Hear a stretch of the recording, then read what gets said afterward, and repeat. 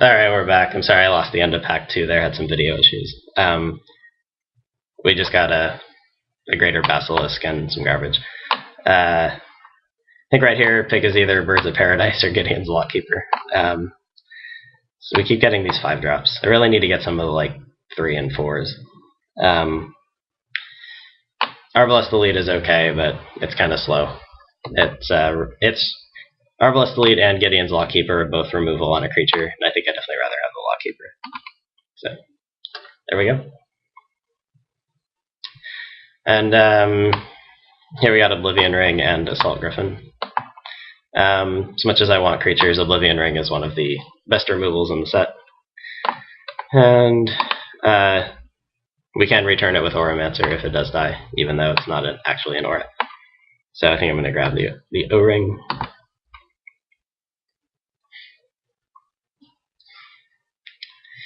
And Sadness here. Carnage Worm is good, but it's very expensive.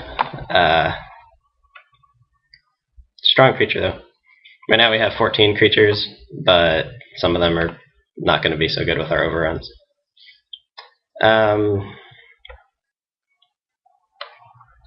Really don't want to play Stonehorn Dignitary. But if it's on the curve,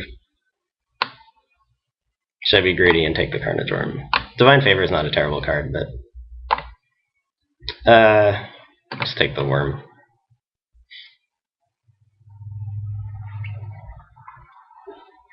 We keep getting stuck with all these 5 drops we don't need.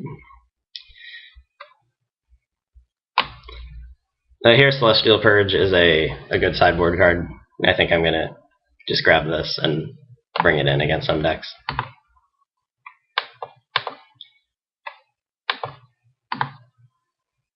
Alright, here we go. There's a Brindleboar. We just need a guy right now. 2/2, you can sack to gain 4 life. That's fine.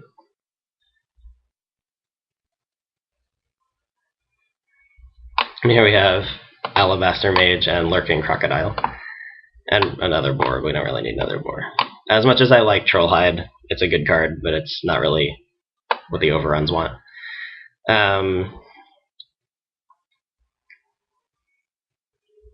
I'd rather have the Alabaster Mage. It gives lifelink to a creature we control. And it's a good way to not die. And we have more 2-mana spells than 3-mana, or more 3-mana spells than 2-mana spells. But here I grab a Plummet for the sideboard. Kills flyers. Alright, here we got a Garruk's Companion. That's something we'll definitely want to be playing. 3/2 trample for 2.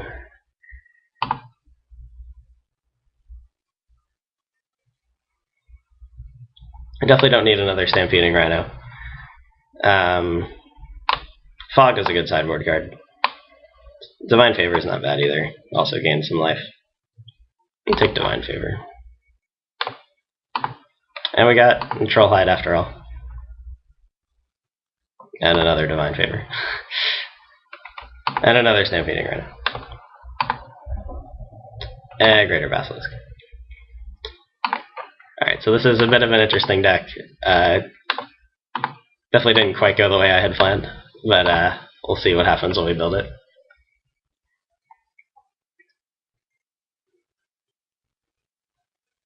"17 creatures is good, but we don't have 17 cheap creatures. But so when we go to build the deck, we're definitely gonna look at gonna cost sort here. Get the cheaper creatures we definitely want to have. This is 3 mana. We have the Veteran, Sacred Wolf, Brindleboar. So I'm not thrilled with how this draft went. I think with all these overruns, it could have potentially been just really absurd.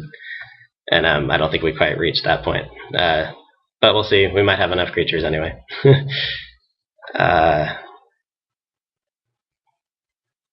Probably going to play this Auramancer. Here's the overruns. Definitely want the Spider. We have these Basilisks and Rhinos. We don't need them all. I'm going to play Rampant Growth. I'm going to play Rampant Growth if I end up playing the 7 drops, these two guys. It's important to think about like how you know, how our games are going to play out if we want to draw the right amount of land.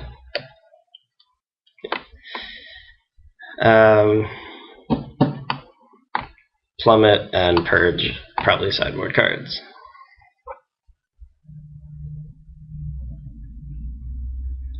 Let's probably play a Rhino and a Basilisk main deck and then change it up if we have to. So we have 15 creatures right now. GNC right here. 15. We have Titanic Growth, Trollhide, and Lore are all pretty good. I think I want to play the Pentavis, and I'll leave the Carnage Worm behind. The Pentavis can make a lot of tokens out of itself, which will also be good with our overrun. So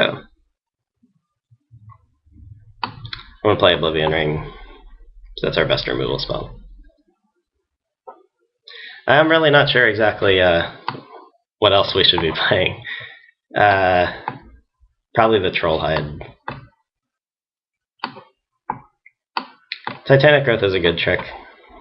I think I want to play Trollhide, especially with the Auramancer. So I have Trollhide and Oblivion Ring are only enchantments. So we could play Lifelink or Divine Favor. So I don't think I want to play any more of the big creatures. No, I haven't gotten to play with Divine Favor, so let's give it a try and see how it goes. Sometimes you gotta play stuff to learn how it works. Now we go up here and we can add land. Magic Online will suggest a land distribution for you. It suggests 11 forests and 6 plains, just based on the number of green and white cards we're playing. I think I actually want 7 plains though, because you need to keep them up with the Lockkeeper and Alabaster Mage's ability, so we'll go 7 and 10.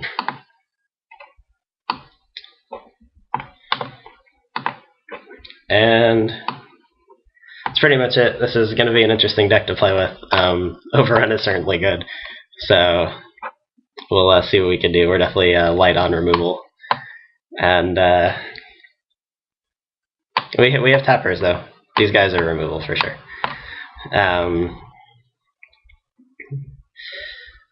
And Jade Mage and Pentavis can make a lot of dudes. So yeah, we'll see what happens. It's probably going to be interesting. Hopefully it'll be fun to watch. This was definitely not what I had envisioned at first when I started planning on, thinking about what I might draft. But